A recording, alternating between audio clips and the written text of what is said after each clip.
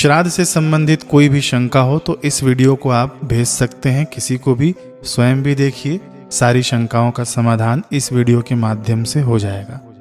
पहला है, श्राद्ध के दिनों में ब्रह्मचर्य का पालन करना चाहिए और संयम नियम से रहना चाहिए। यानी ये जो पूरा पक्ष चलेगा, पूर्णिमा से लेकर अमावस्या तक, बिल्कुल आपको संयमित रहना है, बाहर का भोजन नहीं करना है। अगला है, ओम नमो भगवते वासुदेवाय का प्रतिदिन 1 माला जप करनी है। इससे पितृ तृप्त और संतुष्ट होते हैं। पितरों को भगवान का नाम बड़ा ही प्रिय है, तो भगवान का नाम आप लोग जितना लेंगे उतना पितृ तृप्त होते हैं। नए कपड़े नहीं खरीदने चाहिए। नया सामान, नई दुकान, नया घर का लेना या बेचना नहीं करना चाहिए। कोई भी नया शुभ कार्य इस पूरे पितृपक्ष में बिल्कुल भी नहीं करना चाहिए। श्राद्ध के दिनों में मेहमानों को आमंत्रित नहीं करना चाहिए। यदि आप ब्राह्मण को भी आमंत्रित करते हैं तो 3 ब्राह्मण से ज़्यादा नहीं आमंत्रित करें।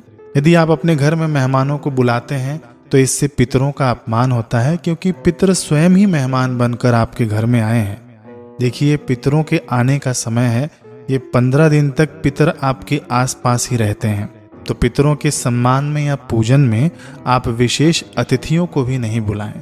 स्वयं घर के मेंबर्स हों, उन्हीं के बीच में आप ये श्राद्ध कर्म करना। घर में 5 लोग हैं या 6 लोग हैं, जितने भी लोग हैं और सभी लोग वयस्क हैं, तो आप 5 व्यक्ति अपने अपने पूर्वजों के लिए और समस्त सृष्टि के लिए, घर में यदि कितने भी सदस्य हों, 2 हो, 4 हो, 5 हो, 7 हो, यदि आप लोग सभी वयस्क हैं तो आप सभी लोग अपने पूर्वजों के लिए तर्पण का कार्य कर सकते हैं।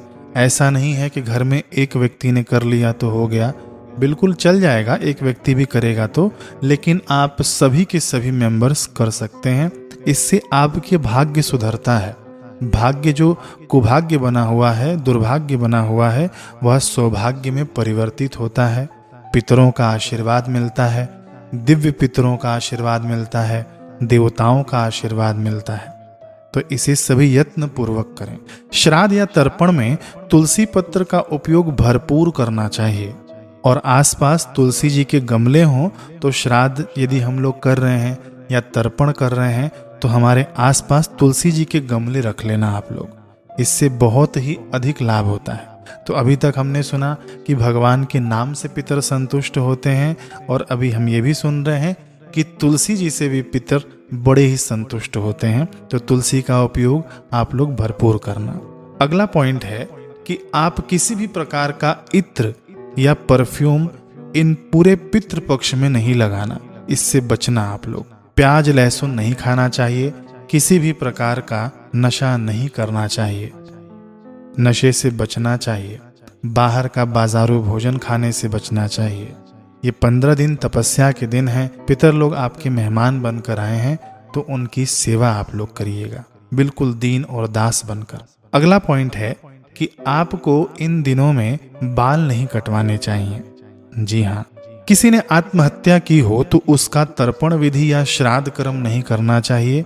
उसके लिए गीता जी के 7वें अध्याय का पाठ भी नहीं करना चाहिए, वह इतना पापी माना गया है। आत्महत्या करने वालों के लिए नारायण बलि का विधान बताया गया है, वो भी तीर्थ क्षेत्र में गंगा जी के किनारे करना चाहिए। अगला पॉइंट है कि विधवा स्त्री भी अपने पति के लिए तर्पण कर सकती है, श्राद्ध कर सकती है। यदि उसका पुत्र आदि नहीं है कोई करने वाला तो खुद भी वो कर सकती है। कई लोग ये पूछते हैं कि क्या तर्पण स्त्रियां कर सकती हैं, माताएं बहनें कर सकती हैं, विवाहिता कर सकती है? तो हाँ, सभी लोग कर सकती हैं। कुंवारी कन्याएं भी कर सकती हैं, घर की बहू भी कर सकती है। यदि कोई उस समय उपस्थित नहीं हो करने वाला तो घर की बहू भी कर सकती है। इसे श्राद्ध कर्म को सभी लोग कर सकते हैं। श्राद्ध के अन्न पर किसी अशुद्ध महिला की दृष्टि न पड़े, अथवा तो कोई अशुद्ध अवस्था में हो महिला तो वो भोजन का स्पर्श न करे, रसोई घर में न जाए। जहाँ पर श्राद्ध का अन्न बन रहा हो वहाँ पर अशुद्ध अवस्था में महिला न जाए। कुत्ते की दृष्टि भी भोजन पर, श्राद्ध के भोजन पर नहीं पड़नी चाहिए। अथवा तो जो हम लोग श्राद्ध कर्म कर रहे हैं ना, तो वहाँ भी कुत्ते की दृष्टि नहीं पड़नी चाहिए। इसलिए तर्पण आदि आप लोग घर में ही करिएगा। कई लोगों ने कमेंट में पूछा कि हम लोग छत पर करें बाहर करें। तो इससे आप लोग किसी की भी दृष्टि पड़ जाए, अशुद्ध व्यक्ति की, अशुद्ध महिला की, या जो निषिद्ध जो जानवर हैं उनकी दृष्टि पड़ जाए, तो इससे बचने के लिए आप लोग घर में करिएगा, बिल्कुल शुद्ध अवस्था में रहकर। प्रतिदिन जो आप लोग पूजा पाठ करते हैं और महालक्ष्मी व्रत जिनका चल रहा है, वह अपने पूजा पाठ और नियम के बाद तर्पण विधि कर सकते हैं। और जिनका नियमित पूजन पाठ चलता है, नियम है, जो भी हम लोग भगवान की सेवा आदि करते हैं, तो कई लोगों को भ्रांति है कि वह बंद कर देना चाहिए। नहीं, बिल्कुल भी पूजा पाठ बंद नहीं करना चाहिए। पितृपक्ष में भी आप भगवान की पूजा कीजिए। हाँ, इस पितृपक्ष में केवल सकाम अनुष्ठान मना है। आप लोग जो रोज नित्य सेवा करते हैं ना, ठाकुर जी को भोग लगाते हैं, वो आप लोग का एज इट इज चलता रहेगा। कई लोग मंत्र जाप करते हैं तो वो भी आपका चलता रहेगा। कोई यदि बीमार हो या तकलीफ हो कि जल्दी भोजन करना है उन्हें, तो आप लोग काम करिएगा कि कुतुब काल का वेट मत करिएगा। आप लोग जब भी सूर्योदय हो, सूर्योदय होते ही आप लोग तर्पण कार्य शुरू कर दीजिएगा। आपको 20 मिनट लगेगा ज़्यादा से ज़्यादा। वो करने के बाद आप लोग भोजन और दवाई आदि ले सकते हैं, कोई दिक्कत नहीं है। कुतुब काल में आप लोग मत करिएगा, पहले कर लीजिएगा। जिनको तकलीफ हो वो लोग, बाकी जो लोग स्वस्थ हों, समय हो आपके पास, तो आप लोग कुतुब काल में ही करें। श्राद्ध में पितरों को खिलाए बिना नहीं खाना चाहिए, पराया अन्न भी नहीं खाना चाहिए। श्राद्ध करता श्राद्ध पक्ष में पान खाना, तेल मालिश करवाना, स्त्री संभोग, संग्रह आदि न करे, ऐसा शास्त्रों में विधान है। श्राद्ध का भोक्ता दोबारा भोजन तथा यात्रा आदि न करे। दोबारा भोजन यानी जैसे हम लोग श्राद्ध करते हैं ना, किसी किसी की जो तिथि होगी, आप लोग श्राद्ध करवाएंगे ब्राह्मण देवता से, तो जब आप ब्राह्मण देवता को भोजन करवा के स्वयं भोजन करेंगे ना, तो श्राद्ध का अन्न माना जाता है। वो आपको दिन में एक ही बार करना है, दोबारा आप भोजन नहीं कर सकते हैं यदि आप श्राद्ध का अन्न खाते हैं तो बोले यदि भूख लग जाए तो रात को, तो आप दूध ले सकते हैं, केवल द्रव्य पदार्थ ले सकते हैं। आपको खाना बिल्कुल नहीं खाना है दोबारा श्राद्धकर्ता को। श्राद्ध जो करते हैं उनको यात्रा नहीं करनी चाहिए उस दिन। देखिए, जो लोग तर्पण करते हैं ना, वो लोग आप लोग यात्रा कर सकते हैं, दोबारा अन्न भी खा सकते हैं। ये जो पूर्ण श्राद्ध की विधि जो होती है ना, जैसे तर्पण भी करते हैं, पिंडदान भी करते हैं, तो इसकी बात मैं कर रहा हूँ। उस दिन एक ही टाइम आपको भोजन करना है और हो सके तो यात्रा आपको अवॉइड करना है। 3 चीजें श्राद्ध में मुख्य होती हैं। सबसे पहली होती है शुद्धि, दूसरी चीज होती है अक्रोध, यानी जो आप श्राद्ध करता है उसे क्रोध नहीं करना चाहिए, क्रोध से बचना चाहिए। तीसरी चीज होती है अत्वरितता, यानी जल्दबाजी नहीं करना चाहिए। ठीक है, आप लोग धैर्य पूर्वक करिएगा, खूब प्रेम से, खूब भाव से करिएगा। ऐसे नहीं कि जल्दी जल्दी करके भाग गए।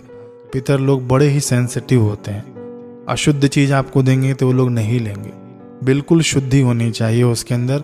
तर्पण कर रहे हैं, किसी पे क्रोध भी कर दिया और तर्पण भी कर रहे हैं साथ में, श्राद्ध करते समय क्रोध कर दिया तो भी पितर असंतुष्ट हो जाते हैं, और जल्दबाजी कर दिया तो पितरों को अपमान लगता है। तो खूब इन बातों का ध्यान रखिएगा। और देखिए, श्राद्ध में ना 3 चीजें बड़ी ही पवित्र मानी जाती है। सबसे पहला है काला तिल, दूसरा है बेटी का बेटा, यदि वो श्राद्ध करता है ना तो बड़े तृप्त होते हैं पितर, और कुतुब काल। कुतुब काल मैंने सभी जगह का समय भी बता दिया है पिछले वीडियो में, वो आप लोग देख लीजिएगा। और 2-3 चीजें मैं आपको बताऊं। नहा धोकर आपका शरीर शुद्ध होना चाहिए श्राद्ध करते समय या तर्पण के पहले। श्राद्ध की द्रव्य वस्तु शुद्ध होनी चाहिए, स्त्री शुद्ध होनी चाहिए, मासिक धर्म में नहीं हो। जहाँ श्राद्ध करते हो वह भूमि शुद्ध होनी चाहिए। तो इस शुद्धि के लिए गौमूत्र छिड़क दिया, गंगा जल छिड़क दिया, अथवा तो जहाँ पर वो भूमि है वहाँ पर काले तिल भी हम लोग छिड़क सकते हैं। कुशा हो तो कुशा रख सकते हैं, गाय के गोबर का लेपन कर सकते हैं। इस प्रकार से आप लोग शुद्धि का ध्यान रख सकते हैं। जो ब्राह्मण आप लोग बुलाएं श्राद्ध कर्म के लिए, वो ब्राह्मण, देखिए शास्त्रों में जो लिखा है मैं आपको बताता हूँ, कोई नशा नहीं करना चाहिए, ब्राह्मण को बिल्कुल शुद्ध अवस्था में रहना चाहिए। इस प्रकार से ब्राह्मण को स्वयं भी ध्यान रखना चाहिए इन बातों का। और सबसे आखिरी बात और सबसे मुख्य बात मैं आपको बता दूं, श्राद्ध करने से पहले आपको ये 3 बार इस मंत्र का जप करना है। देवताभ्य पितृभ्यश्च महायोगिभ्य एव च नमः स्वाहाय स्वाधाय नित्यमेव नमो नमः इस मंत्र का 3 बार आपको जप करना है। स्क्रीन पर दिख रहा होगा, आप इसका स्क्रीनशॉट ले लेना और रख लेना अपने पास। श्राद्ध शुरू करने से पहले अथवा तो तर्पण शुरू करने से पहले आपको ये 3 बार जप कर लेना है। और दूसरी बात, इसके भी पहले आपको स्वधा देवी वाला मंत्र कम से कम 108 बार जप करना है। जी हाँ, बिल्कुल भूलिएगा मत। 2 ही मंत्र हैं जो मैं आपको बता रहा हूँ। एक तो मैंने पितृ गायत्री का बता दिया, देवता भय पितृभ्यश्च, ये आपको 3 बार जप करना है। तर्पण पूरा हो जाए, श्राद्ध पूरा हो जाए तो फिर 3 बार आपको जप करना है।